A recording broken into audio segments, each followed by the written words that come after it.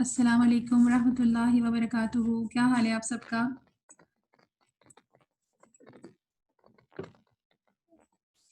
بسم اللہ کرتی ہوں، میں شروع کرتے ہیں اپنی اس کلاس کو آج. بسم اللہ الرحمن الرحیم. ان الحمد للہ نحمده ونستعینه ونستغفره ونعوذ باللہ من شرور انفسنا ومن سیئات اعمالنا من يهده الله فلا مضل له ومن يضلل فلا هادي له ونشهد ان لا اله الا الله وحده لا شريك له ونشهد أن محمدا عبده ورسوله وعلى آله وصحبه وسلم. اللهم إني أعوذ بك من علم لا ينفع ومن قلب لا يخشع ومن عين لا تدمع ومن دعاء لا يسمع. اللهم إني أعوذ بك من هؤلاء الأربع. رب اشرح لي صدري ويسر لي أمري واحلل عقدة من لساني يفقهوا قولي. الحمدللہ آج ہماری دوسری کلاس ہے اور اس کو جیسے کہ میں نے آپ لوگوں کے ساتھ ٹائم ٹیبل شیئر کیا تھا گروپ پہ، تو جو ہمارا پہلا ٹاپک ہے وہ ہے قرآن کی تعریف کے ساتھ. انشاءاللہ اس کو ہم شروع کرتے ہیں.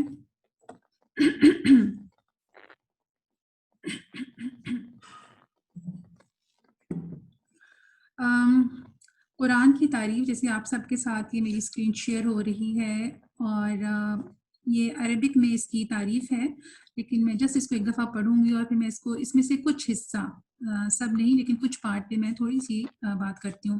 ہوا کلام اللہ المنزل علی رسولہ محمد صلی اللہ علیہ وسلم المعجز بلفظہ المتعبد بتلاوتہ المنقول بالتواتر المکتوب فی المصاحف من اول سورة الفاتحہ الی آخر الناس.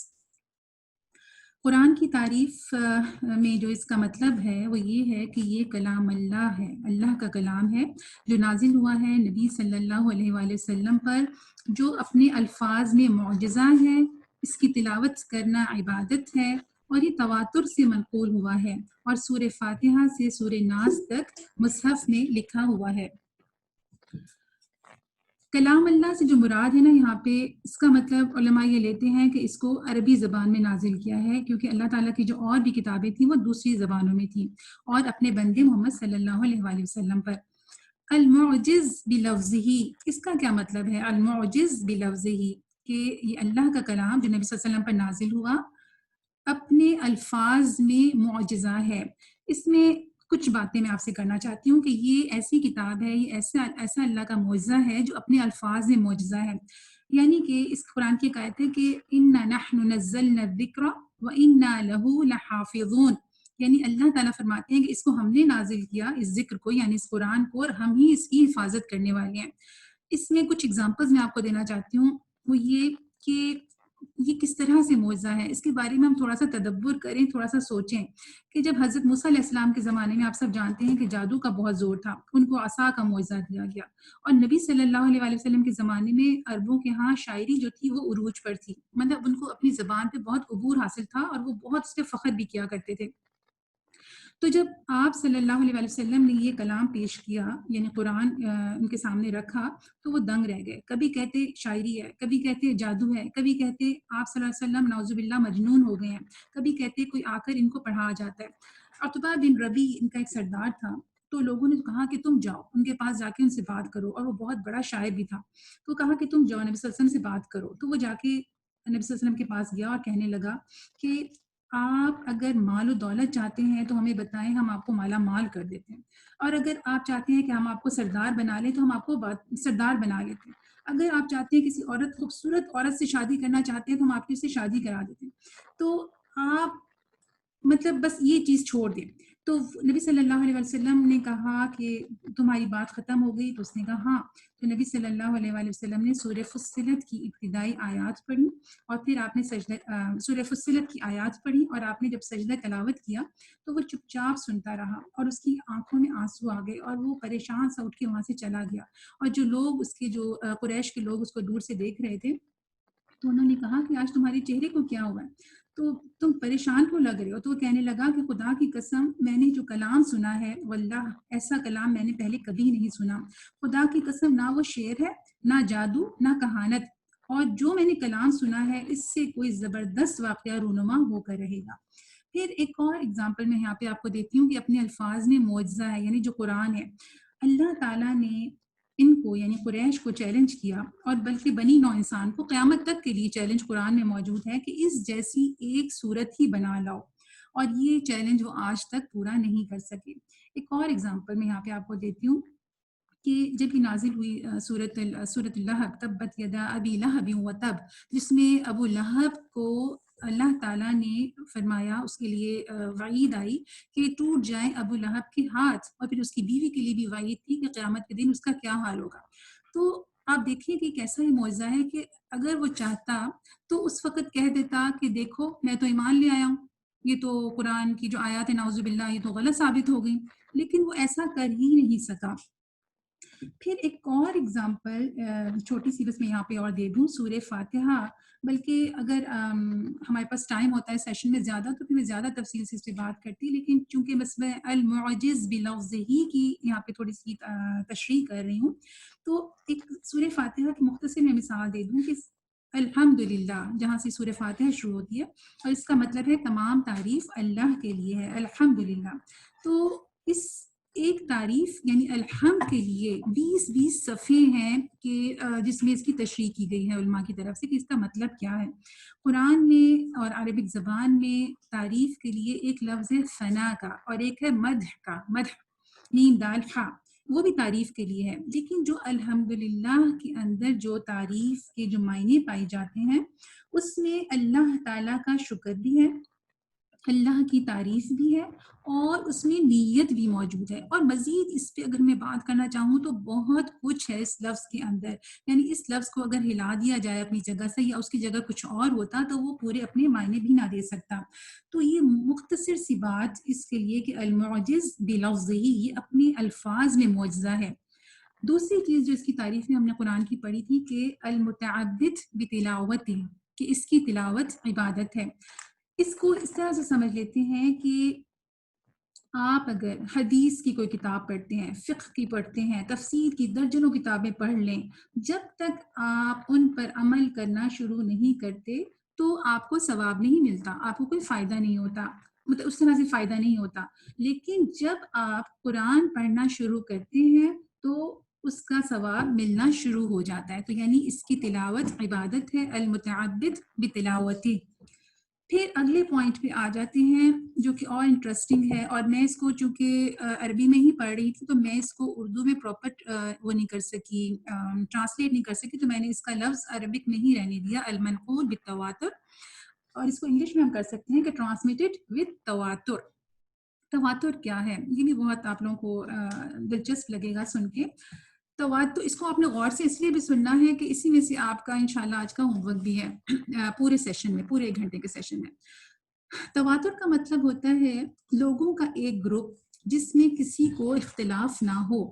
آپ صلی اللہ علیہ وآلہ وسلم نے قرآن کو حضرت جبریل علیہ السلام سے سیکھا، پھر اپنے صحابہ کرام کو سکھایا، صحابہ نے اپنے ہزاروں شاگردوں کو سکھایا، اور سب اس پر ایگری بھی کرتے ہوں کہ یہ اسی طرح ہم تک پہنچا ہے، یعنی لوگوں کا ایک بڑا گروپ، اور اس میں سے ہر کوئی سب کے سب اس بات پر راضی ہوں، اتفاق کرتے ہوں، ایگری کرتے ہوں کہ یہ حرف بحرف اسی طرح ہم تک پہنچا ہے یا اسی طرح سے یہ پڑھا گیا ہے۔ تو یہ ایک جنریشن سے دوسری جنریشن تک منتقل ہوتا ہوا آیا ہے، اور پوری جنریشن اس پر اتفاق بھی کرتی ہو کہ لفظ بلفظ اس کو اسی طرح سے آگے پہنچایا جائے، جہاں کسی ایک نقطے پر بھی کسی کا اختلاف نہ ہو، یہ بھی ایک معجزہ ہے۔ آپ صلی اللہ علیہ وآلہ وسلم کی قرآن کی تلاوت وہ اسی ایک امیزنگ پروسیس یعنی تواتر کے ذریعے ہی ہم تک پہنچی ہے، اور یہ ان میں سے ایک وہ ذریعہ ہے، یعنی تواتر جو ہے یہ وہ ایک ذریعہ ہے جو اللہ تعالیٰ نے اپنے آخری پیغام جو کہ قرآن کی شکل میں ہے تواتر کے ذریعے اس کو محفوظ کیا۔ اچھا، اب جیسے میں آپ سے کہہ رہی تھی کہ اس کی بہت ڈیٹیل ہے، مگر چونکہ یہاں ہم بس ٹائم شارٹ ہے تو مختصر میں آپ کو یہ بتانا چاہتی ہوں کہ اس تواتر کی علماء نے کئی اقسام بیان کی ہیں، لیکن یہاں پہ میں ایک قسم کو ہلکا سا ٹچ کرنا چاہتی ہوں، مختصر سا بتانا چاہتی ہوں، لیکن یہ بتا دوں کہ اس کی اقسام کیا ہیں کہ تواتر ان دا ورڈز ہے، ریسیٹیشن ہے، میننگ ہے، پریکٹس ہے، اپلیکیشن ہے، لیکن میں یہاں پہ تواتر ان اٹس ورڈز یعنی تواتر اس کے الفاظ میں، اس پہ 1 منٹ کی میں بات کرنا چاہتی ہوں۔ اللہ تعالیٰ قرآن میں فرماتے ہیں کہ افلا یتدبرون القرآن ام علی قلوب اقفالها، کہ کیا تم قرآن پر تدبر نہیں کرتے، غور و فکر نہیں کرتے، یا ان کے دلوں پر تالے پڑے ہوئے ہیں۔ اقفال قفل کی جمع ہے۔ قفل کسے کہتے ہیں؟ لاک کو، جو پرانے زمانے میں بھی جو تالے ہوتے تھے، اور ہم لوگوں نے بھی اپنی زندگی میں وہ تالے دیکھے نا، جو بڑے تالے ہوتے ہیں۔ ایک تو ہوتے ہیں نا، آپ انٹرنلی لاک لگا لیتے ہیں اور پتہ نہیں چلتا کہ لاک لگا ہوا ہے کہ نہیں لگا، جو آج کے ماڈرن لاکس ہیں ان کی میں بات نہیں کر رہی۔ قرآن ان قفل کی بات کرتے ہیں جو کہ پراپر لاک کی شکل میں ہوتے تھے۔ اگر کسی گھر کے باہر لاک لگا ہوا ہو، اس کو ایک ایگزامپل سے سمجھتے ہیں۔ اگر کسی گھر کے باہر دروازے پر کوئی تالا لگا ہوا ہو تو باہر سے آنے والا کیا سمجھتا ہے؟ اس تالے کو دیکھ کے وہ کیا سمجھتا ہے؟ کہ اندر گھر میں کوئی بھی نہیں ہے۔ اور دوسری بات وہ یہ سمجھ سکتا ہے کہ اس تالے کی وجہ سے کوئی اندر جا بھی نہیں سکتا۔ اس ایگزامپل کو سمجھنے کے بعد علماء اس آیت کا مطلب یہ لیتے ہیں کہ جو لوگ قرآن پر تدبر نہیں کرتے، غور و فکر نہیں کرتے، اس کے بارے میں نہیں سوچتے، تو ان کے دل پر تالے ہیں۔ نہ ان کے دل کے اندر قرآن ہے اور نہ ہی قرآن ان کے اندر جا رہا ہے، کیونکہ اللہ تعالیٰ فرماتے ہیں ام علی قلوب اقفالها۔ تو صرف کس وجہ سے قرآن ان کے اندر نہیں جاتا؟ تدبر نہ کرنے کی وجہ سے، کیونکہ جو پہلی آیت کا جو پہلا حصہ ہے وہ افلا یتدبرون القرآن ام علی قلوب اقفالها، تو اس پہ بھی ہمیں بہت غور و فکر کرنے کی ضرورت ہے۔ تو ہم تدبر کیسے کریں؟ دیکھیں، جب ہم یہاں پہ تجوید کے لیے بھی بیٹھتے ہیں نا، تجوید سیکھنے کے لیے، تو یہ بھی تدبر کی ایک قسم ہے۔ جب ہم قرآن کی آیات پہ غور و فکر کے لیے ہم تفسیر کو سنتے ہیں یا تفسیر کو پڑھتے ہیں، تو یہ بھی تدبر کی ایک قسم ہے۔ تو ان سب کو ہمیں اپنے ساتھ لے کے چلنا چاہیے۔ اچھا، یہ تو انٹروڈکشن ٹو تجوید تھا۔ انشاءاللہ نیکسٹ ویک مزید اس کا ایک پارٹ ہے اور جو کہ لاسٹ ہوگا۔ اگلے سٹیپ پہ ہم آتے ہیں، تلاوت کے ظاہری آداب۔ یہ بھی میں بس کوئک آپ کو بتا دیتی ہوں کہ کچھ اس کے باطنی آداب ہوتے ہیں اور کچھ اس کے ظاہری آداب ہوتے ہیں۔ ظاہری آداب یہ ہیں کہ جب آپ تلاوت شروع کریں قرآن کی، تو جگہ، جس جگہ پہ آپ بیٹھیں، اس جسم اور کپڑوں کا پاک ہونا اور باوضو ہونا۔ اس کے بعد مسواک کا استعمال کر لیں تو مستحب ہے، یعنی اس میں اجر اور بڑھ جاتا ہے۔ اور اگر کوشش کریں تو قبلہ روح بھی ہو جائیں تو اور بہتر ہے۔ اسی طرح تلاوت سے پہلے اعوذ باللہ اور بسم اللہ، اعوذ باللہ من الشیطان الرجیم اور بسم اللہ الرحمن الرحیم پڑھ کر تلاوت کو شروع کرنا۔ ظاہری آداب میں یہ بھی آتا ہے کہ اگر جو اس کا 5واں پوائنٹ ہے کہ جماہی یعنی یوننگ کے دوران تلاوت نہ کرنا، یعنی اگر نیند آ رہی ہو تو پھر تلاوت نہ کی جائے۔ 6واں پوائنٹ ہے تلاوت کے دوران لوگوں سے بات نہ کرنا۔ آپ عموماً دیکھیں کہ لوگ جب تلاوت کرتے ہیں تو بچوں کو بھی ڈانٹا، بچوں سے بھی بات کی، کوئی آ گیا فون بھی اٹھا لیا، مطلب تلاوت کو اس طرح سے سمجھتے ہیں کہ جیسے کوئی بات نہیں، بس کوئی بات نہیں، سب چیزیں نارمل حصہ ہیں۔ کوشش کرنی چاہیے کہ غیر ضروری طور پہ بات نہ کی جائے، لیکن ضرورت ہو تو کی بھی جا سکتی ہے۔ پھر ساتواں جو اس کا پوائنٹ ہے وہ ہے کہ عذاب کی آیات پر، اگر عذاب کی کوئی آیات آئے تو اللہ کی پناہ جانا۔ جس سے آپ سب کو اندازہ، جس کو عربی نہیں بھی آتی تو وہ سمجھ جاتا ہے کہ یہاں جہنم کی بات ہو رہی ہے، یہاں پہ عذاب کی بات ہو رہی ہے، اللہ کی ناراضگی کی بات ہو رہی ہے، تو وہاں پہ رک کے اللہ تعالیٰ سے پناہ طلب کرنا کہ اللہ تعالیٰ مجھے محفوظ رکھنا، اس عذاب سے محفوظ رکھنا۔ تو اس طرح سے کرنے سے بھی آیات پہ غور و فکر پیدا ہوتا ہے۔ پھر رحمت کی آیت پر، 8واں پوائنٹ، رحمت کی آیت پر اللہ تعالیٰ کی رحمت اور مغفرت چاہنا۔ کبھی جنت کی کوئی آیت آپ کے سامنے آئے تو آپ اللہ تعالیٰ سے اس کی رحمت مانگیں اور مغفرت بھی چاہیں۔ پھر 9واں پوائنٹ ہے کہ تلاوت کے دوران عاجزی اور گریہ زاری۔ کوشش کریں کہ جب اللہ کی آیات کو آپ پڑھیں تو آیات کے دوران آپ کو رونا بھی آئے، یہ بھی مستحب ہے، یہ بھی پسندیدہ ہے۔ یہ تو تھے تلاوت کے ظاہری آداب۔ اب میں آپ کے سامنے جو اسکرین شیئر کر رہی ہوں وہ ہے تلاوت کے باطنی آداب۔ باطنی آداب کا کیا مطلب ہے؟ پہلا پوائنٹ اس کا ہے یعنی کہ آپ کے اندرونی، آپ کے جو انٹرنل ہارٹ مینرز آپ ان کو کہہ لیں، کہ آپ کے جو اندر، دل کے اندر جو آپ کے وہ ہوں، وہ کیا احساس ہونا چاہیے تلاوت کے وقت۔ پہلا ہے کہ دل میں یہ احساس کہ یہ اللہ جل شانہ کے الفاظ ہیں۔ کتنی بڑی بات ہے کہ ہم کیا پڑھ رہے ہیں؟ اس وقت اللہ تعالیٰ کے الفاظ پڑھ رہے ہیں۔ پھر نمبر 2، آیات کا مطلب سمجھنا۔ ٹھیک ہے، ایک تو آپ تلاوت نارمل بیٹھ کے ویسے ہی کر لیتے ہیں، ٹھیک ہے، لیکن ایک آپ یہ سیشن بھی اپنے ساتھ رکھا کریں کہ پھر ہم اس کا ترجمہ بھی پڑھیں، اس کو سمجھنے کی کوشش بھی کریں۔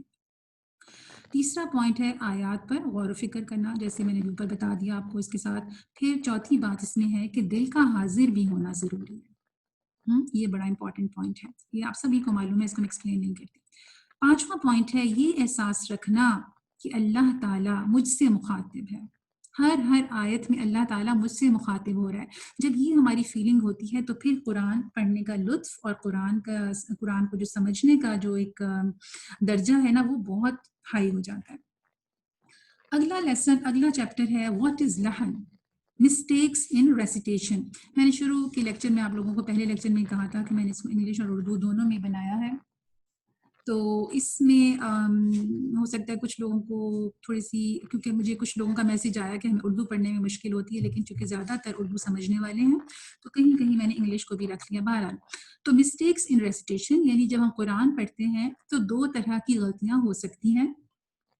ایک تو آبویس کلیئر مسٹیکس ہیں جن کو کہتے ہیں اللحن الجلی. لحن کہتے ہیں غلطی کو اور جلی کہتے ہیں آبویس کلیئر واضح. اور ہڈن مسٹیکس ہوتی ہیں اللحن الخفی یعنی ایسی غلطی جو کہ چھپی ہوئی ہو. اب ان کا حکم کیا ہے اسلام میں، وہ میں بھی آپ کو بتاؤں گی کہ ایسی غلطی جس سے مطلب بدل جائے ایسی غلطی حرام ہے، وہ اللحن الجلی ہے. میں دوبارہ پڑھتی ہوں کہ اللحن الجلی ایسی غلطی ہے جس سے مطلب بدل جائے اور ایسی غلطی کرنا حرام ہے. مثال کے طور پہ میں نے کچھ ایگزامپلز یہاں لکھی ہیں، جیسے قلب، قا بڑی قاف سے قلب، اور اگر اس کو چھوٹی قاف سے پڑھا جائے تو مطلب ٹوٹلی بدل جاتا ہے. قلب کا مطلب ہے دل اور کلب کا مطلب ہے کتا، ڈاگ. انعمتا مطلب جیسے حرف کو چینج کر دینے سے، قاف کو چھوٹی قاف سے اگر بدل دیا جائے تو یہ اللحن الجلی ہے. اسی طرح انعمتا یعنی انعمتا پہ اگر جسے ہم پڑھتے ہیں الحمدللہ رب العالمین الرحمن الرحیم مالک یوم الدین ایاک نعبد و ایاک نستعین اہدنا الصراط المستقیم صراط الذین انعمتا. اب یہاں پہ آتا ہے انعمتا، اس کو اگر کوئی انعمتو پڑھتا ہے تو یہ بھی اللحن الجلی، یعنی اگر کوئی حرکت چینج کر دی، زیر زبر پیش چینج کر دیا تو بھی اللحن الجلی ہے. اسی طرح کسی حرف کو زیادہ کھینچ دینا، جیسے نعبدو ہے نا، اس کے ساتھ اگر ہم نے واو ڈال دیا اور نعبدو لمبا اس کو پڑھا تو یہ بھی اللحن الجلی ہے.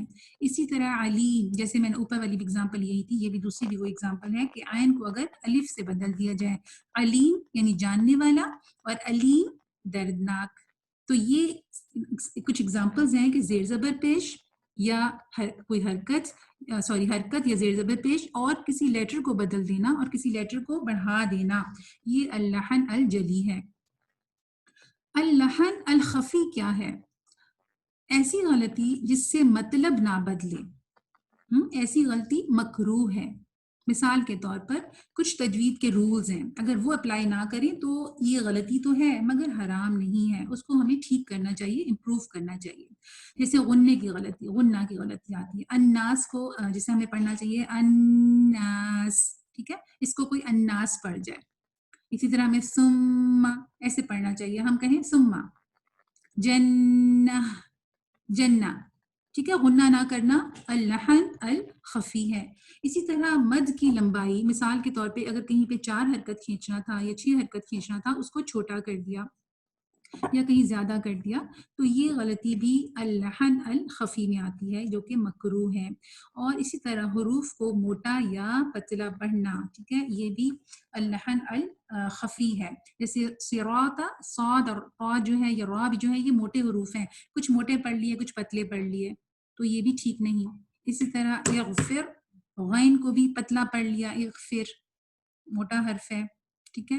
اسی طرح بسم اللہ کو صحیح اس کا حق ادا نہیں کیا، اس کی صفات پراپرلی ادا نہیں کی تو یہ غلطیاں بھی اللحن الخفی میں آتی ہیں.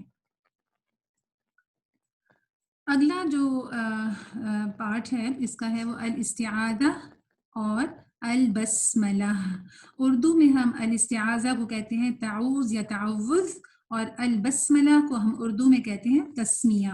یعنی الاستعاذہ کا مطلب ہے اعوذ باللہ من الشیطان الرجیم اور البسملہ کا مطلب ہے بسم اللہ الرحمن الرحیم. الاستعاذہ، اب میں یہی ٹرم یوز کروں گی، اب آپ کو مطلب سمجھ میں آ گیا. یعنی اس کا مطلب ہے کہ اللہ کی پناہ طلب کرنا شیطان مردود سے، یعنی اعوذ باللہ من الشیطان الرجیم. اور اللہ تعالیٰ نے قرآن میں ہی قرآن پڑھنے سے پہلے استعاذہ کا حکم فرمایا ہے، اور یہ ہے فَإِذَا قَرَأْتَ الْقُرْآنَ فَاسْتَعِذْ بِاللَّهِ مِنَ الشَّيْطَانِ الرَّجِيمِ. اچھا، روایات کے مطابق کئی روایات میں آتا ہے کہ الاستعاذہ کے یہ الفاظ بھی مستند ہیں، یعنی اعوذ باللہ من الشیطان الرجیم کی جگہ ہم اعوذ باللہ السمیع العلیم من الشیطان الرجیم بھی پڑھ سکتے ہیں، لیکن زیادہ تر جو ہے یہ اعوذ باللہ من الشیطان الرجیم بھی پڑھا جاتا ہے. علماء استعاذہ کو فرض قرار دیتے ہیں کیونکہ اس کا حکم قرآن میں موجود ہے، جو میں نے بھی آیت پڑھ کے آپ کے سامنے سنائی تھی آپ کو. اچھا، اس کے کچھ اور بھی پوائنٹس ہیں، وہ کوئکلی بس ہم سن لیتے ہیں کہ اس لیے علماء اس کو فرض قرار دیتے ہیں کیونکہ اس کا حکم قرآن میں موجود ہے، تو تلاوت شروع کرتے وقت اس کو ضرور پڑھنا چاہیے. تلاوت چاہے سورت کی پہلی آیت سے شروع کریں یا درمیان سے، استعاذہ ضرور پڑھنا چاہیے. ٹھیک ہے، مطلب چاہے آپ اس کو پہلی آیت سے شروع کریں، مثال کے طور پہ الرحمن علم القرآن، یا اس خیر بسم اللہ تو ان صورتوں کے پہلے ہے ہی ہے، لیکن یہ کہ کسی بھی صورت کے بیچ میں سے بھی اگر آپ شروع کرنا چاہیں تو پہلے آپ اعوذ باللہ من الشیطان الرجیم پڑھیں گے، اور اگر بالکل صورت کے شروع میں ہے تو ظاہر ہے اس کے بعد بسم اللہ الرحمن الرحیم پڑھیں گے، لیکن اس میں بعد میں آتی ہوں. کن صورتوں میں استعاذہ پڑھنا مطلب بآواز پڑھنا چاہیے؟ اگر قاری بآواز بلند تلاوت کر رہا ہے اور دوسرے لوگ بھی اس کی تلاوت سن رہے ہیں، مثال کے طور پہ ہماری قرآن کلاس ہے اور ہم کافی سارے لوگ اس میں موجود ہوتے ہیں، تو جو پہلا ہے مطلب اگر وہ بآواز سب لوگ اس کو سن رہے ہیں تو پھر اس کو بآواز بلند تلاوت کرنی چاہیے، کوئی بھی ہو. دوسری بات میں اس کی اپنے قرآن کلاس کی یہاں پہ مثال دے دیتی ہوں کہ اگر ایک جماعت میں لوگ باری باری تلاوت کریں جیسے کہ ہماری قرآن کلاس میں نارملی ہوتے ہیں، تو پھر پہلا شخص بآواز بلند استعاذہ پڑھے گا. ٹھیک ہے، جیسے میں کہتی ہوں اپنی کلاس میں کہ چلیں جی ہم تلاوت شروع کرتے ہیں، تو جو بھی پہلی اسٹوڈنٹ تلاوت شروع کرے تو وہ بآواز بلند کریں گی، اور باقی جو ہیں وہ پھر آہستہ سے پڑھیں گی، یعنی اپنے دل میں پڑھ لیں گی یا بالکل آہستہ سے پڑھیں گی. تو صرف پہلا جو ہے وہ ایک اناؤنسمنٹ بھی ہو جاتی ہے کہ باقاعدہ تلاوت شروع ہو رہی ہے، اور وہ بآواز بلند پڑھ کے سب کو بتا دیتے ہیں. کن صورتوں میں استعاذہ زیر لب یا خاموشی سے پڑھنا چاہیے؟ جب آپ اپنے گھر میں بیٹھے ہوں، اپنی تلاوت کر رہے ہوں، کوئی اور سننے والا آس پاس نہیں ہو، تو آپ خاموشی سے اعوذ باللہ من الشیطان الرجیم پڑھ لیں. اسی طرح جب ہم نماز پڑھتے ہیں تو نماز میں بھی اعوذ باللہ من الشیطان الرجیم کی خاموشی سے تلاوت ہوتی ہے. اگر ایک جماعت میں لوگ باری باری تلاوت کر رہے ہوں، ٹھیک ہے، جیسے میں نے ابھی قرآن کلاس کی اگزامپل دی تھی، اور پڑھنے والا پہلا شخص نہ ہو تو وہ بھی خاموشی سے ہی پڑھے گا. پہلا شخص ذرا لاؤڈلی پڑھے گا اعوذ باللہ من الشیطان الرجیم، اور جو باقی لوگ ہیں وہ پھر خاموشی سے یا زیر لب اس کی اعوذ باللہ کی تلاوت کریں گے. اگر تلاوت کے دوران رکاوٹ آ جائے تو کیا استعاذہ دوبارہ پڑھنا چاہیے؟ اس کے بھی کچھ علماء نے ہمیں بتائے ہیں احکام کہ اگر قاری یعنی تلاوت کرنے والا کسی قدرتی وجہ مثلا کھانسی یا چھینک کے لیے رکے تو دوبارہ استعاذہ پڑھنے کی ضرورت نہیں. جیسے ہوتا ہے نا کہ بعض دفعہ آپ تلاوت کرتے ہیں اور کھانسی آ جاتی ہے یا چھینک آ جاتی ہے تو دوبارہ اعوذ باللہ سے شروع کرنے کی ضرورت نہیں. اسی طرح اگر آپ تلاوت کر رہے ہوں اور آپ نے تفاسیر بھی سامنے کھولی ہوئی ہیں، اپنے نوٹس بھی کھولے ہوئے ہیں، اور تلاوت کے ساتھ ساتھ آپ ان کو بھی دیکھ رہے ہیں، اور پھر آپ دوبارہ تلاوت پہ آ جاتے ہیں تو دوبارہ آپ کو اعوذ باللہ پڑھنے کی بھی ضرورت نہیں. اسی طرح سے اگر کوئی آپ کی تلاوت کے دوران آتا ہے اور آپ کو سلام کا جواب دینا پڑتا ہے تو پھر آپ کو سلام کا جواب دیتے ہیں، وعلیکم السلام کہتے ہیں، اور آپ دوبارہ جب قرآن کی طرف متوجہ ہوں گے تو پھر آپ کو دوبارہ اعوذ باللہ من الشیطان الرجیم پڑھنا ہے. اور اس کے اندر ایک اور چیز بھی ایڈ کر لیں کہ جیسے بچے آپ سے کچھ پوچھ لیتے ہیں تلاوت کے دوران، یا اگر مثال کے طور پہ آپ کی کوئی کال آ جاتی ہے تو آپ نے ان کو سلام کا جواب دیا، مختصر آپ نے بات کی، اور اس کے بعد آپ جب دوبارہ قرآن کی تلاوت شروع کرتے ہیں تو پھر آپ اعوذ باللہ من الشیطان الرجیم پڑھیں گے. البسملہ یہ عربک کا ورڈ ہے، اس کو اردو میں کہتے ہیں التسمیہ، یعنی بسم اللہ الرحمن الرحیم. البسملہ ہر سورہ کے شروع میں پڑھنا ہے، جیسے آپ سبھی کو معلوم ہے سوائے سورہ التوبہ کے. سورۃ التوبہ کی تلاوت کرتے وقت صرف استعاذہ پڑھنا چاہیے. تو مجھے فیل ہو رہا ہے کہ میں ذرا تھوڑا سا زیادہ تیز جا رہی ہوں کیونکہ آج ہمارے پاس کرنے کے لیے کافی چیزیں ہیں. نزول قرآن کے مراحل یہ آپ سبھی کو معلوم ہے، لیکن چونکہ ہم قرآن کو شروع کیا ہے تو ایک دفعہ پھر ریمائنڈر. سب سے پہلے اللہ تعالیٰ نے قرآن کو لوح محفوظ میں رکھا.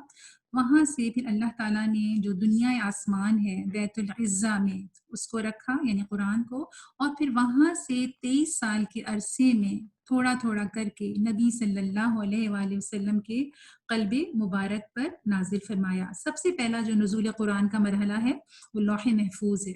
اس کے بعد پھر اللہ تعالیٰ نے بیت العزہ میں اس کو منتقل کیا، اور پھر یہاں سے تھوڑا تھوڑا کر کے حضرت جبریل علیہ السلام نبی صلی اللہ علیہ وآلہ وسلم کے قلب مبارک پر یہ آیات نازل فرماتے رہے، جو کہ 23 سال کے عرصے میں منتقل ہوئیں. اب ہم اپنے آ جاتے ہیں تجوید کے اوپر. آپ سب جانتے ہیں، اور جو لوگ میرے ساتھ پچھلے ہفتے تھے اور جو کچھ نئے ہیں ان کے ساتھ 1 منٹ کا بس میں یہاں پہ کوئک ریویژن کر لیتی ہوں کہ ہم نے پڑھا تھا کہ مین 5 مخارج ہیں، اور جس میں سے 17 مزید مخارج ہیں، اور اس میں سے 29 حروف ادا ہوتے ہیں. ہم نے پڑھا تھا الجوف کے بارے میں. الجوف جو ہے یہ منہ اور اس گلے کا جو حلق کا خالی حصہ ہے، اس میں سے 3 حروف ادا ہوتے ہیں، اور وہ ہیں الف، واو اور یا، اور جو کہ مدیاں ہوں، یعنی الف سے پہلے اگر زبر ہو، واو سے پہلے پیش ہو، اور یا سے پہلے اگر زیر ہو تو یہ حروف یہاں سے ادا ہوتے ہیں. ٹھیک ہے، ہم نے جوف پڑھا تھا پچھلے ہفتے. آج انشاءاللہ تعالی ہم پڑھیں گے الحلق. یہاں پہ زبر غلط لگا ہوا ہے، یہ والا جو الحلق کا جو یہ زبر ہے نا، یہ غلط لکھا گیا ہے، یہاں پہ سکون ہوگا الحلق. اور آج ہم انشاءاللہ کور کریں گے الشفتان. شفتان کا مطلب ہے 2 لپس. الحلق جو ہے، یہ جیسے پکچر آپ لوگوں کے سامنے ہے، اس کے جو ہے نا اسپیسیفک جو ہے 3 آرٹیکولیشن پوائنٹس ہیں، 1 2 اور یہ 3. اس کے 3 آرٹیکولیشن پوائنٹس ہیں، 1 2 اور 3. ان 3 مخارج میں سے 6 حروف ادا ہوتے ہیں. ٹھیک ہے، اور جیسے کہ یہ آپ لوگوں کے سامنے اسکرین شیئر ہو رہی ہے، جو سینے کی طرف جو گلے کا حصہ ہے، یعنی یہ والا، یہاں سے اس کو کہتے ہیں اقصی الحلق. اقصی بعید کو بھی کہتے ہیں، دور، یعنی جو منہ سے دور ہے، آپ کے ہونٹوں سے دور ہے، جہاں سے لفظ ادا ہوں گے، تو اس لیے یہ اقصی ہے. اقصی جو آپ کے چیسٹ کی طرف کا حصہ ہے، اس طرف سے یہ 2 حروف ادا ہوتے ہیں، حمزہ اور ہا، باٹم آف دا تھروٹ. جو مڈل پارٹ ہے تھروٹ کا، وہ تھوڑا سا اس سے زیادہ ڈسٹینس ہے، یہاں سے لے کے یہاں پہ زیادہ ڈسٹینس ہے مڈ کا. ٹھیک ہے، اس کو کہتے ہیں وسط الحلق. یہ زبر غلط لگا ہوا ہے، سکون ہے. ٹھیک ہے، اس میں سے ادا ہوتے ہیں ہا اور عین، ہا اور عین. ادنی الحلق ٹاپ آف دا تھروٹ، خا اور غین. اب میں ان کو 1 by 1 ایکسپلین کرتی جاتی ہوں کہ ان کے مخارج کیا ہے. یہ بڑا انٹرسٹنگ ہے، ویسے مجھے تو بہت پسند آتا ہے یہ والا مخرج پڑھنا اور پڑھانا. ہا اور حمزہ کا مخرج کیا ہے؟ دیکھیں یہاں پہ نا، یہ جو تھوڑی سی میں ڈیٹیل میں جانا چاہوں گی اور آپ کو یقیناً اچھی لگے گی اور آپ کو اس کا بہت فائدہ ہوگا انشاءاللہ. کہ دیکھیں یہ جو حمزہ اور ہا کا جو مخرج ہے نا، یہ ہے اقصی الحلق. ٹھیک ہے، بالکل جو لاسٹ کا پارٹ ہے، جو سینے کے نزدیک جو حلق کا پارٹ ہے، وہاں سے ادا ہوتا ہے. اور اس کے کہیں آس پاس اس جگہ ایگزیکٹلی تو مجھے نہیں پتا، لیکن جو میں نے جو اسٹڈی کیا تھا، اس کے آس پاس جو ہے نا یہ ووکل کارڈ ہوتی ہے. ٹھیک ہے، اس ووکل کارڈ کو جب ہم اس میں سے یہ حروف ادا کرتے ہیں، پہلے ہم ہا کو دیکھ لیتے ہیں. جب ہم ہا کو پڑھتے ہیں نا، تو یہ ووکل کارڈ اس طرح سے کھل جاتی ہے، تو اس میں سے ہا کی ساؤنڈ نکل جاتی ہے، اور آپ جب تک ہا کو پروناؤنس کرتے ہیں یہ ووکل کارڈ کھلی رہتی ہے. کلیئر؟ تو یہ ہا کا مخرج ہے، یعنی ہا کا مخرج نہیں ہے، میں آپ کو صرف سمجھا یہ رہی ہوں کہ ہا کا مخرج ادھر ہے، مطلب لوور پارٹ میں حلق کے، اور ہا کا ادا ہوتا ہے جب یہ ووکل کارڈ کھلتی ہے، اور آپ جتنی دیر ہا کو بولتے ہیں تو یہ ووکل کارڈ کھلی رہتی ہے. اب اس سے زیادہ انٹرسٹنگ چیز یہ ہے کہ حمزہ کا بھی جو مخرج ہے وہ یہیں پہ ہے، سیم ایگزٹ پوائنٹ ہے اس کا، جو یہ 2 حروف جہاں سے ادا ہوتے ہیں. تو ہوتا کیا ہے, حمزہ کو جب ہم پروناؤنس کرتے ہیں تو حمزہ جیسے ہی ہمارے مطلب اس ووکل کارڈ سے اس کی ساؤنڈ نکلتی ہے تو یہ ووکل کارڈ بند ہو جاتی ہے, جیسے یہ بند آپ کو نظر آ رہی ہے, اور آواز ایک دم کٹ ہو جاتی ہے, رک جاتی ہے, اس کی نہ اس میں ہوا رہتی ہے نہ اس میں آواز رہتی ہے. حمزہ کی ساؤنڈ نکلتے کے ساتھ ہی آواز ووکل کارڈ بند ہو جاتی ہے. میں اگزامپل آپ کو یہاں مثال کے طور پہ ایسے دیتی ہوں, یہ دیکھیں جیسے نہیں الف نہیں, الف کے علاوہ دیتی ہوں. جیسے میں یہاں پہ لکھتی ہوں یا زبر اور آگے میں حمزہ پہ سکون ڈال دیتی ہوں, ٹھیک ہے. اب آپ نے حمزہ کا اگر مخرج چیک کرنا ہے نا تو آپ نے یا کے ساتھ اس کو یا الف کے ساتھ ملا کے پڑھیں تو آپ کہیں گے یا ٹھیک ہے. اگر میں الف کے ساتھ ملا کے پڑھتی ہوں آپ نے فیل کیا کہ حمزہ کا مخرج میں نے جیسے ہی ٹچ کیا تو ووکل کارڈ بند ہو جائے گی. اب میں اتنی ڈیٹیل میں صرف اس لیے جا رہی ہوں کہ ہمارے ہاں حمزہ, اور جس سے میں بھی آگے جا کے سمجھاؤں گی کہ الف پہ اگر زیر ہے زبر ہے پیش ہے تو حمزہ ہی ہے, اس کو ہم کیوں غلط پڑھتے ہیں. اس کو اگر ہم ان پکچرز کو سامنے رکھیں گے نا ووکل کارڈ کی تو ہمیں بہت اچھا سمجھ میں آ جائے گا. اس لیے میں تھوڑا سا یہاں پہ ٹائم لگانا چاہتی ہوں. جیسے میں نے کہا تو آپ نے دیکھا, آپ نے سنا کہ آپ کو ہوا کی بھی فیلنگ نہیں آئے گی, آواز نہیں آئے گی, اور نہ اس طرح سے آپ کو ساؤنڈ بھی کٹ ہو گئی, وہاں پہ رک گئی ساؤنڈ اس کی. اس کی کچھ میں ایگزامپلس پڑھوں گی تو پھر آپ کو زیادہ بہتر سمجھ آئے گا. پہلے میں کچھ ہا کی ایگزامپلس پڑھتی ہوں. تو اور آپ نے ووکل کارڈ کی جو میں نے بھی ڈیفینیشن آپ کو دی, اس کے تھوڑے ایگزامپل دی, تو وہ ذہن میں رکھیے گا. المطہرون, المطہرون, ٹھیک ہے. جب میں ہا پڑھتی ہوں نا تو ووکل کارڈ کھل جاتی ہے, ہا کی ساؤنڈ وہاں سے آتی ہے. ربیہم, ربیہم, وجوہ, اچھا وجوہن ہے, لیکن اگر میں یہاں پہ وقف کرتی ہوں تو ہا کی ساؤنڈ کیسے آئے گی, اس کو آپ غور سے سنیں. وجوہ. ہم لوگ عموماً جب قرآن پڑھتے ہیں تو ہم یہ بہت بڑی غلطی کرتے ہیں. ہم جب یہاں پہ وقف کرتے ہیں تو ہم ہا کی آواز کو غائب ہی کر دیتے ہیں. ہم پڑھتے ہیں وجوہ, بس وجوہ, وجوہ. جب ہم یہ صفات سیکھیں گے تو زیادہ آپ کو اور کلیئر ہو جائے گی یہ چیز. آج ہم صرف مخارج پڑھ رہے ہیں. اسی طرح مہتدین, اہدینا, تہتدو. کلیئر. حمزہ کی ایگزامپلس پہ آتی ہوں میں. یہ دیکھیں, اگر میں اس کو غلط پڑھوں, یس الو, میں پڑھوں گی یس الو, یس الو, غلط. ٹھیک ہے. ہم نے یہ سیکھا کہ حمزہ کو جیسے ہی ہم نے ادا کیا, جیسے ہی ہم نے اس کا مخرج ٹچ کیا تو ووکل کارڈ بند ہو گئی, آواز کٹ ہو گئی. اب نو ساؤنڈ نو ایئر. ٹھیک ہے. اب یہاں پہ دو چیزوں کو آپ نے ذہن میں پہلے رکھنا ہے, پھر میں آگے ایگزامپلس پہ جاؤں گی. پہلے تو آپ نے حمزہ کا مخرج ٹچ کیا, اس کے بعد آپ نے یہ دیکھنا ہے کہ اس پہ زبر ہے. اب آپ نے زبر بھی پڑھنا ہے. تو جب آپ نے زبر پڑھنا ہے نا اس کے ساتھ, تو پھر تھوڑی سی ووکل کارڈ کھلے گی, تھوڑی سی آواز پھر آئے گی, لیکن اس میں ہوا نہیں ہوگی. دیکھیں یس الو, یہ صحیح لگتا ہے آپ کو یا یس الو؟ کیا ٹھیک لگتا ہے, ذرا شیئر تو کریں چیٹ میں. پہلا, اب میں دونوں پڑھتی ہوں, ایک غلط پڑھوں گی اور ایک میں صحیح پڑھوں گی. آپ نے بتانا ہے کہ پہلا والا ٹھیک ہے یا سیکنڈ والا ٹھیک ہے. ٹھیک ہے. یس الو, یس الو. ٹھیک ہے. اچھا, اسی طرح سئیلا, سئیلا, اور غلط پڑھوں گی تو میں کہوں گی سئیلا, سئیلا. ای او ا, یہ ہے ساؤنڈ ا. اچھا, اب یہ دیکھیں تیسری ایگزامپل دیکھیں, یہ والی السماء. یہاں میں وقف کر رہی ہوں, میں اس کا ضمہ نہیں پڑھوں گی, حمزہ کے اوپر پیش نہیں پڑھوں گی. السماء. آپ نے دیکھا آواز کٹ ہو جاتی ہے, رک جاتی ہے. اسی طرح یہ جو اوپر سکون ہے, یہ جو ریڈ لائن میں ہے, یہ سب حمزہ ہیں. ٹھیک ہے. المأوى, المأوى. میں غلط پڑھوں گی تو میں کہوں گی الماوى, الماوى. اسی طرح اس کی ایگزامپل دیکھیں, والمؤتفکۃ, والمؤتفکۃ.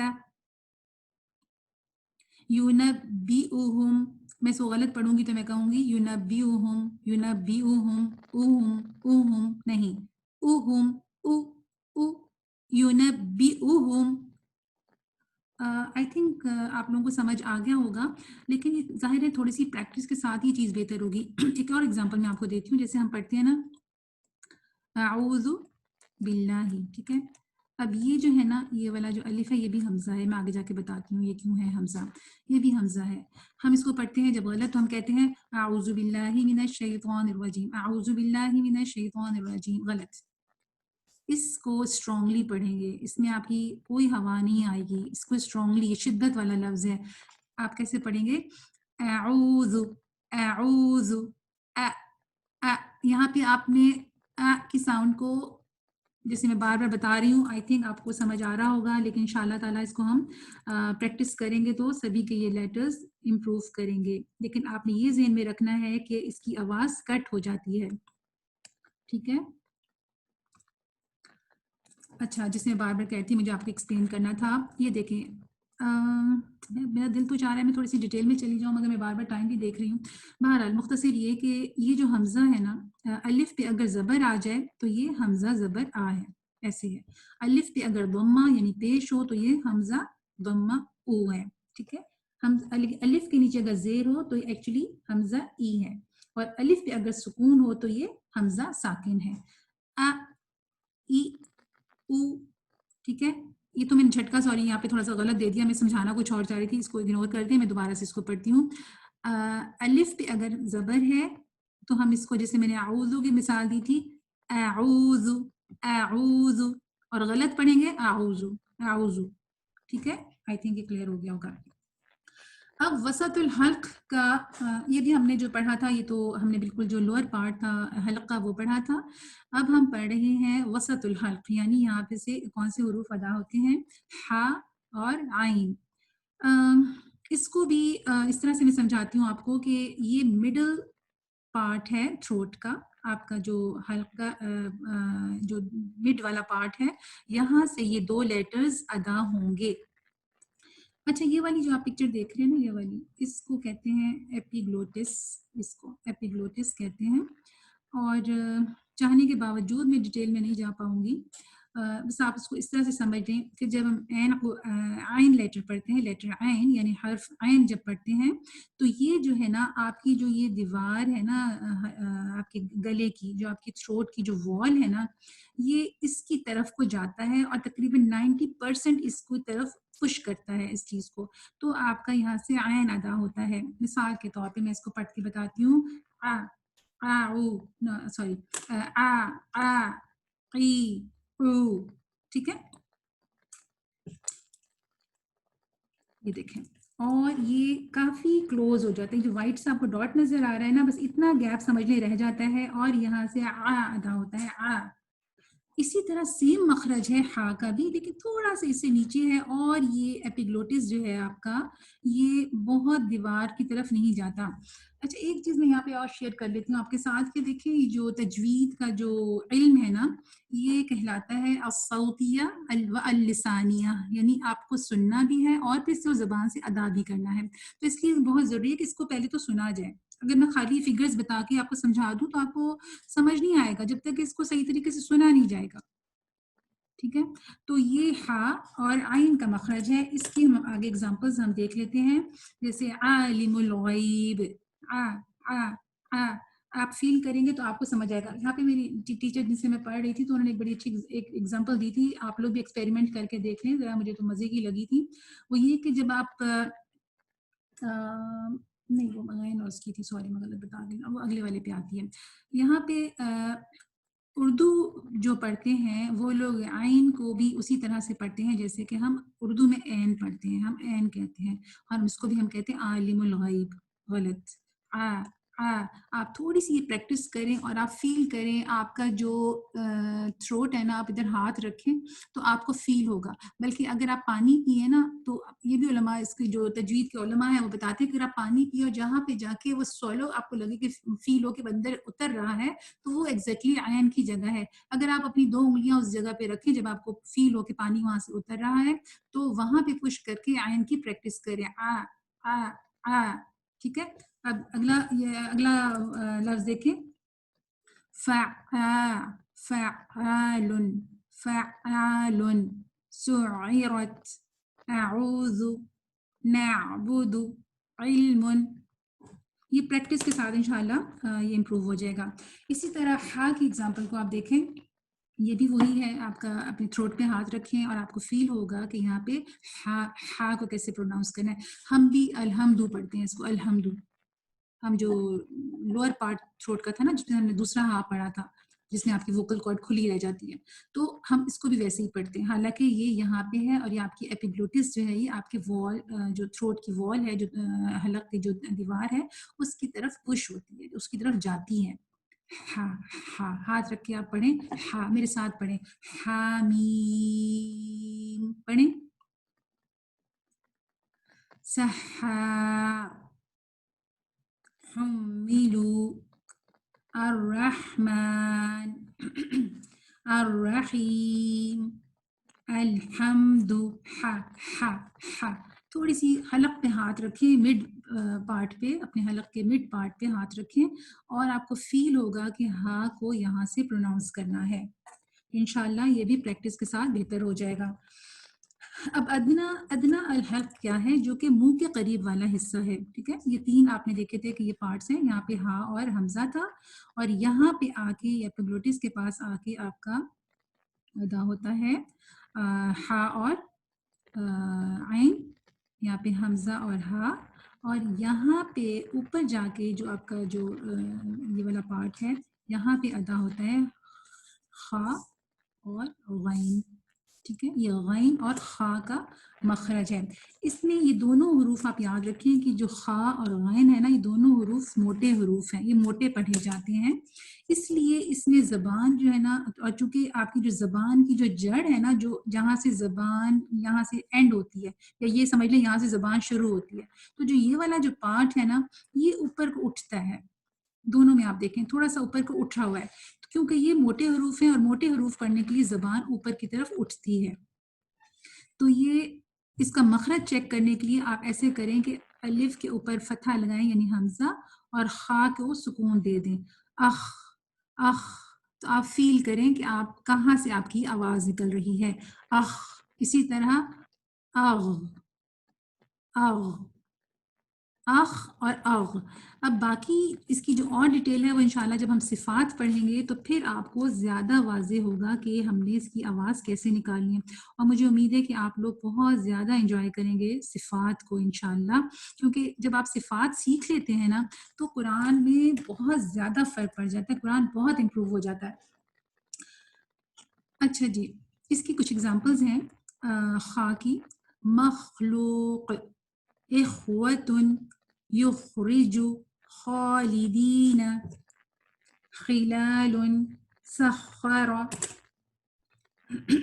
اسی طرح کچھ غین کی اگزامپلز ہیں.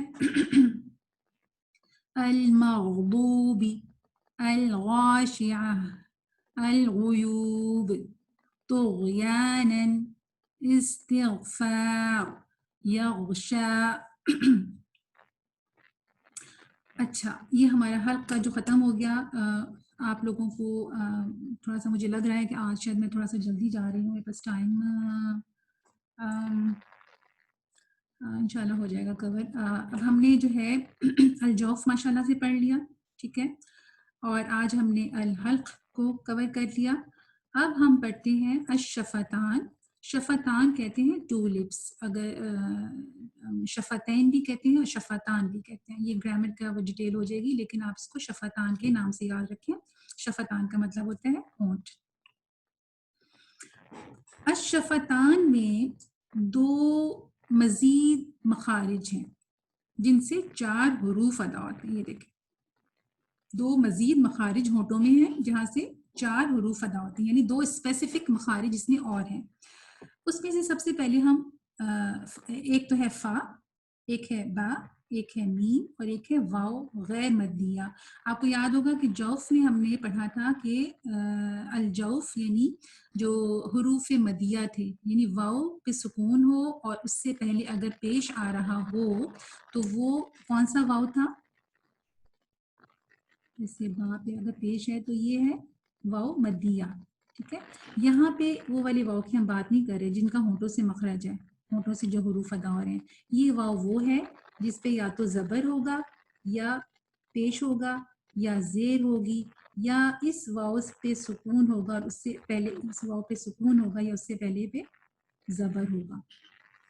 جو بالکل نئے ہیں ان کو تھوڑا سا شاید لگے کہ مشکل ہے، لیکن اس کو دوبارہ سے وہ ریوائنڈ کر کے دوبارہ سے اس ریکارڈنگ کو سن لیں تو انشاءاللہ ان کو سمجھ آ جائے گا.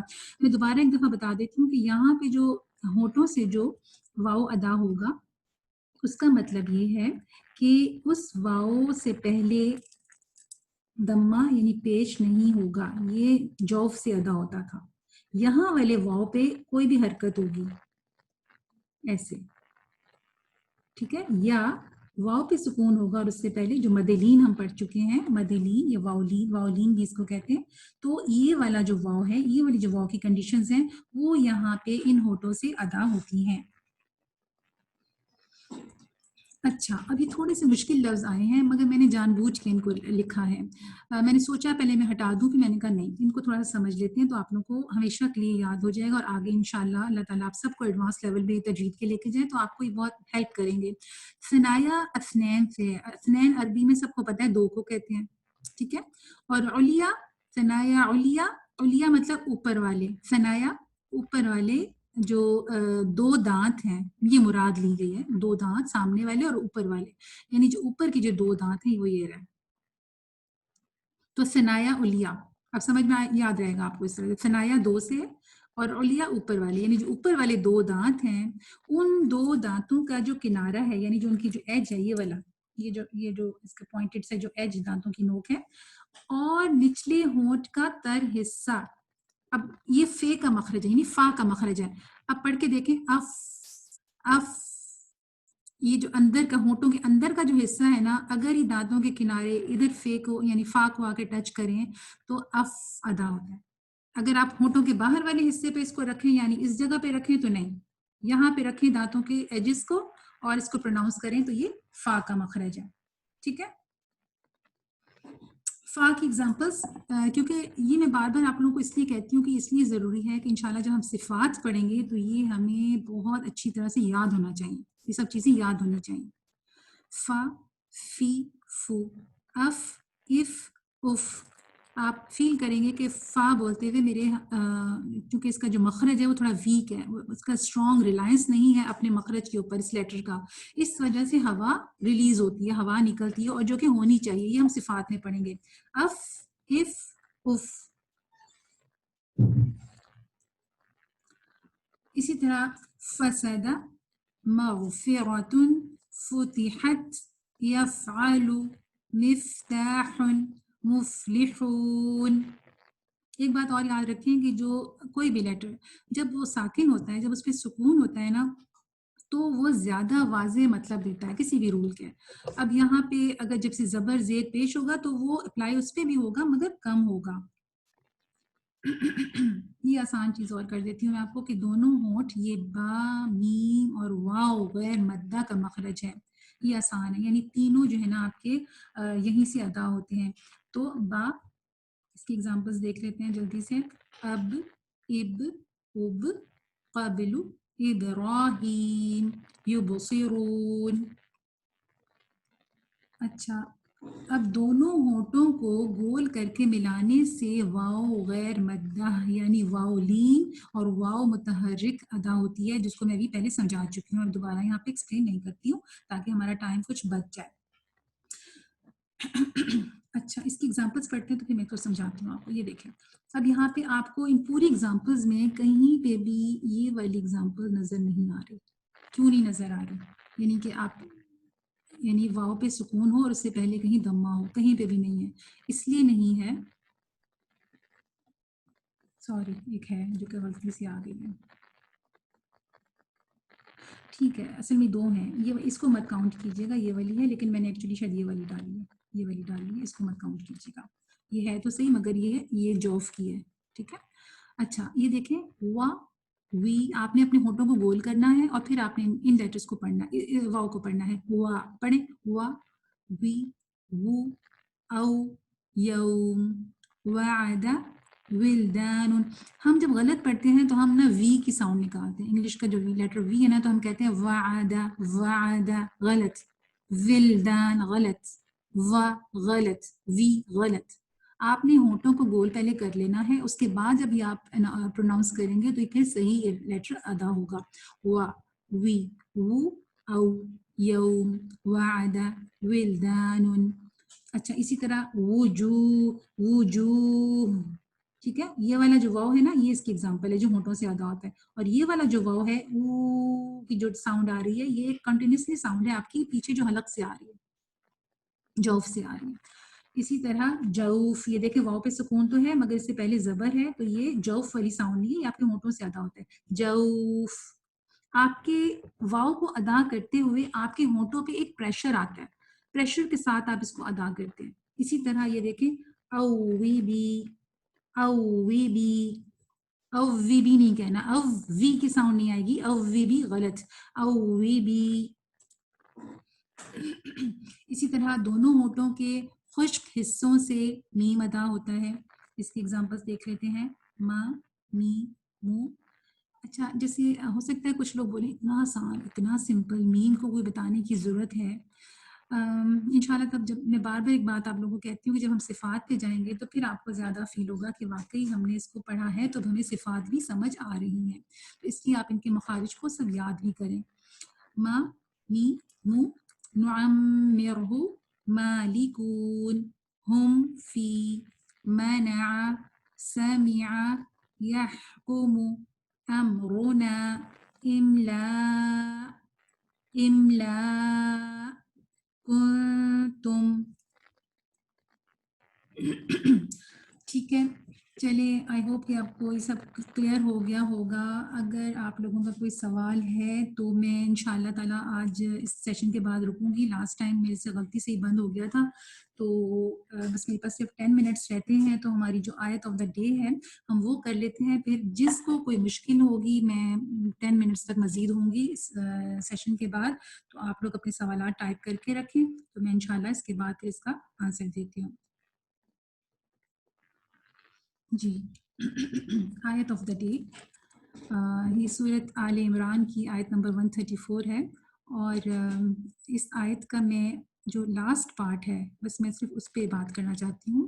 اعوذ باللہ من الشیطان الرجیم الذین ينفقون فی السراء والضراء والکاظمین الغیظ والكاظمين الغيظ والعافين عن الناس والله يحب المحسنين.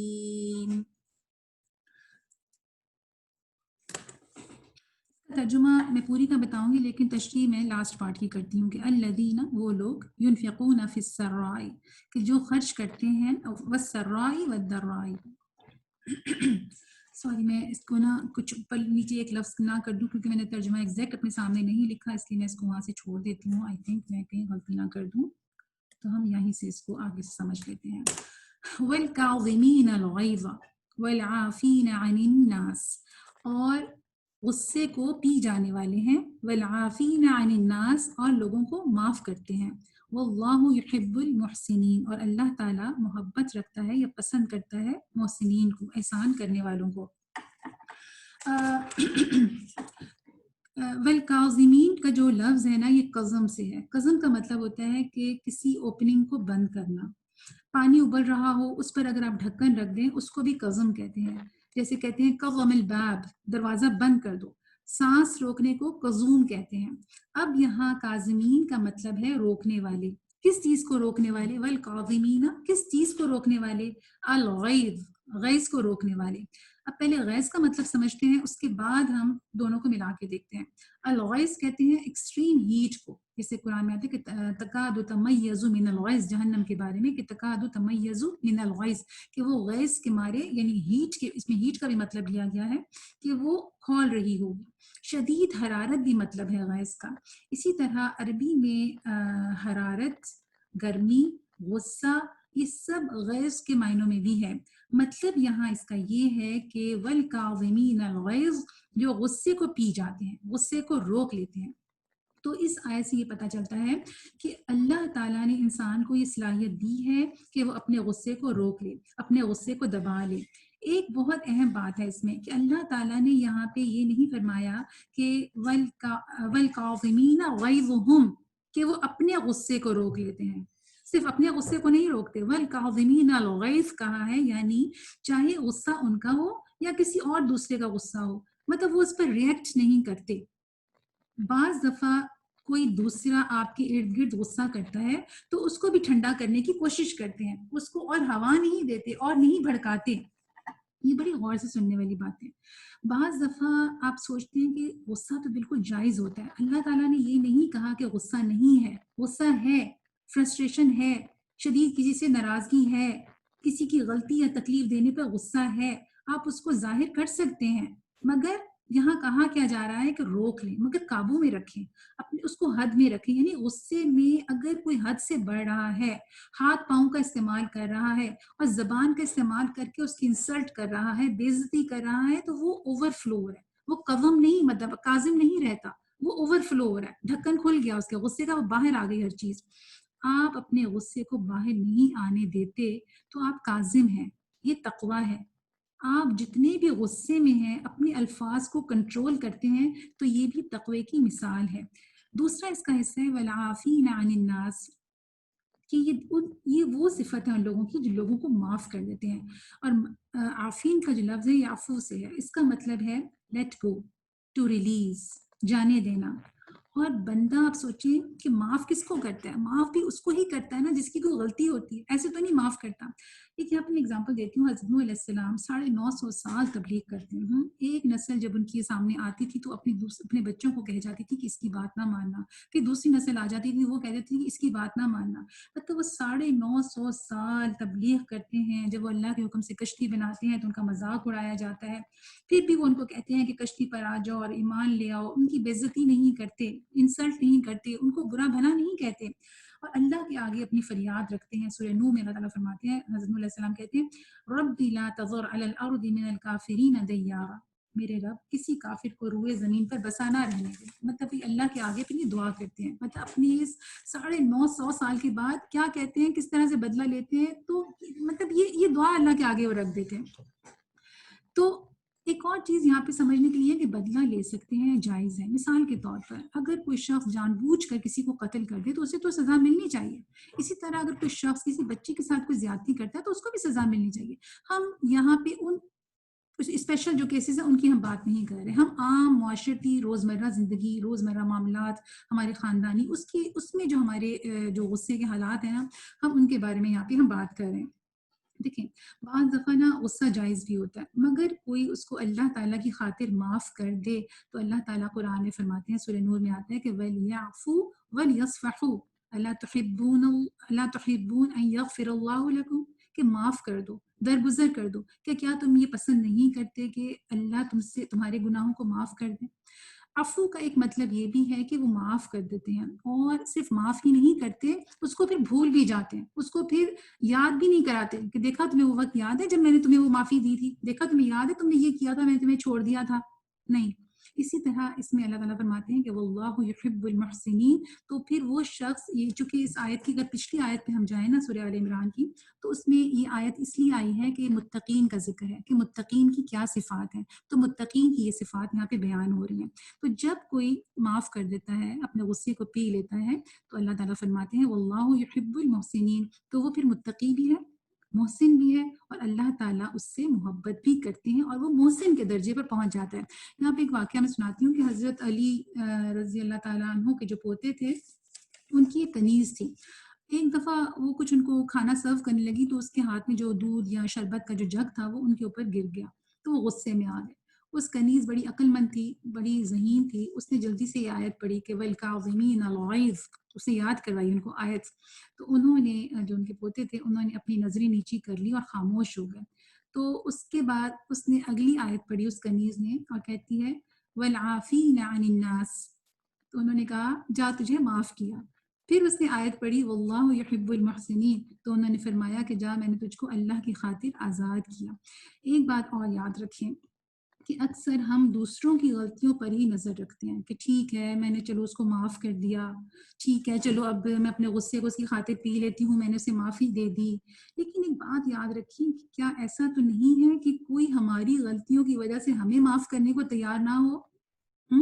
اللہ تعالیٰ ہم سب کے اندر یہ صفات پیدا فرما دے. واللہ یحب المحسنین کا مطلب ہے احسان. احسان یعنی احسان کا مطلب ہے کہ کسی کو اس کے حق سے زیادہ دینا. بعض دفعہ آپ کہتے ہیں کہ میں بدلہ بھی تو لے سکتی ہوں، میں کیوں نہ، اس نے مجھے ایک سنائی تھی تو میں کیوں نہ اس کو چلو ایک ہی سنا دوں، میں کیوں نہ سنا دوں. لیکن یہاں پہ اگر آپ احسان کے درجے پہ جانا چاہتے ہیں تو اگنور کر دیں، درگزر کر دیں، کیونکہ اللہ تعالیٰ فرماتے ہیں کہ واللہ یحب المحسنین. تو کیا ہم سب چاہتے ہیں کہ اللہ تعالیٰ ہم سے محبت کرے؟ اللہ تعالیٰ محبت کرتا ہے احسان کرنے والوں سے. تو میرا سوال یہاں پہ یہ ہے کہ کیا ہم سب یہ پسند کرتے ہیں کہ اللہ تعالیٰ ہم سے محبت کرے اور ہم اللہ کے لیے لوگوں کو معاف بھی کریں اور اپنے غصے پہ صبر، اپنے غصے پہ ضبط بھی باندھیں، غصے کو روک بھی لیں. کفارہ مجلس ہم سب پڑھ لیتے ہیں. سبحانک اللہم و بحمدک اشہد ان لا الہ الا انت استغفرک و اتوب الیک.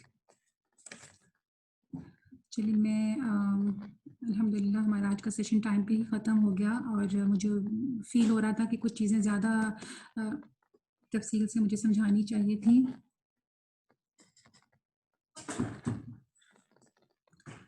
آپ لوگوں کے اگر کوئی سوالات ہیں تو پلیز آپ لوگ یہاں شیئر کریں، اور میں آپ لوگوں سے یہیں پہ ابھی ان کا جواب دیتی جاتی ہوں. میں دیکھتی ہوں سوال.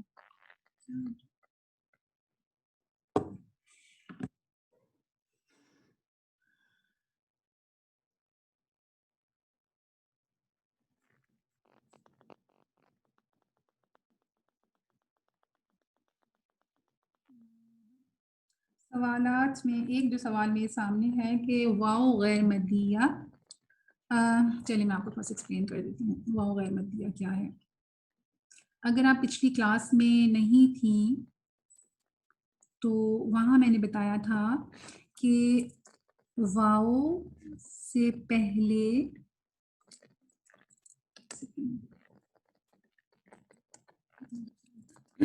واو سے پہلے اگر دمہ یعنی پیش ہو تو یہ واو مدیہ ہے، یعنی او. اس کی آپ جتنی مرضی لمبی ساؤنڈ لے جائیں، جتنا لمبا اس کو مد کر دیں، کھینچ لیں، او ایک ہی ساؤنڈ رہے گی. ٹھیک ہے، تو یہ واو مدیہ کہلاتی ہے.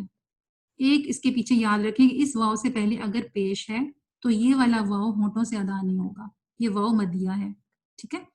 اچھا، اب وہ واو جس پہ کوئی حرکت ہو، زبر ہو، پیش ہو یا زیر ہو، یا واو پہ اگر سکون بھی ہے اور اس سے پہلے اگر زبر ہو، تو آپ دیکھیں ٹوٹلی اس سے ڈفرینٹ ہے یہ.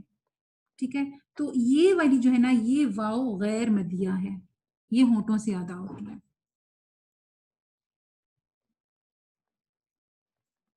ٹھیک ہے، میرے خیال سے کلیئر آپ کو. اور کوئی سوال؟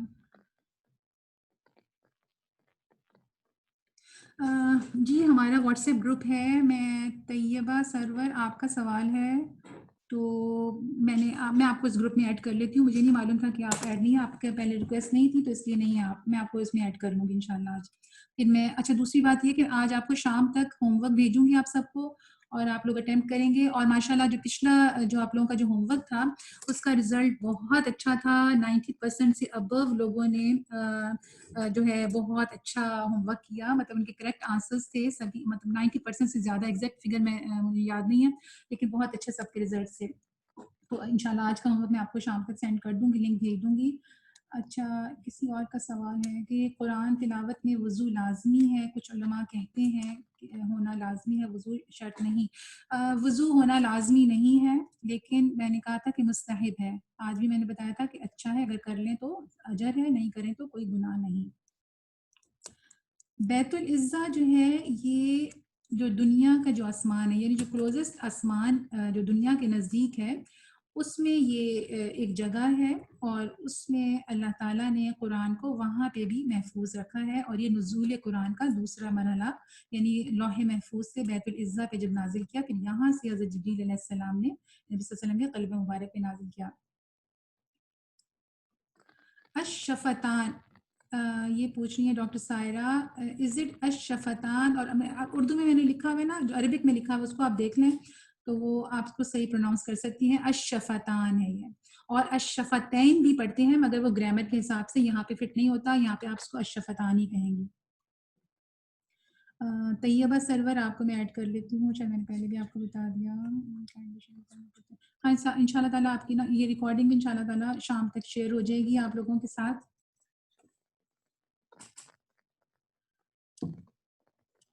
ٹھیک ہے جی, چلیں, بہت شکریہ آپ سب کا. السلام علیکم ورحمۃ اللہ وبرکاتہ.